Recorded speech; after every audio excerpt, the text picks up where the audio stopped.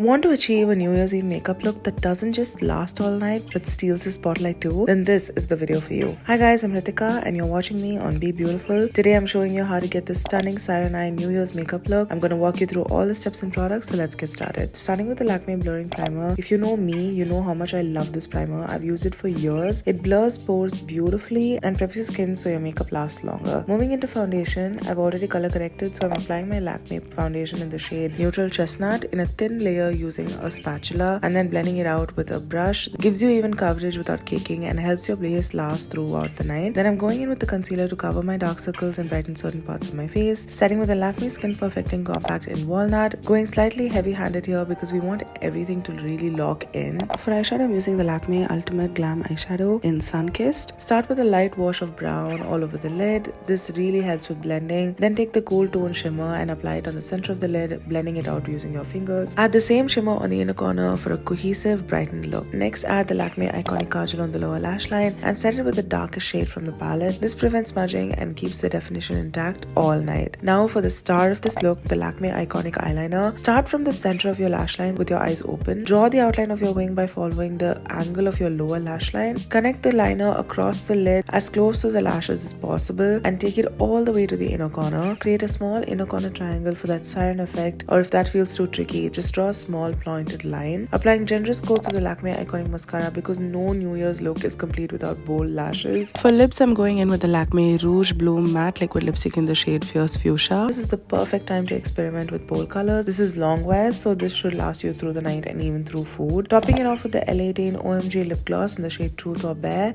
to make it shiny and festive. Keep this in your purse for touch-ups if needed. And that's the finished New Year's Eve makeup look. Let me know in the comments if you found this helpful. Don't forget to like this video and subscribe to BeBeautiful. I wish you all a very happy new year and I'll see you in 2026.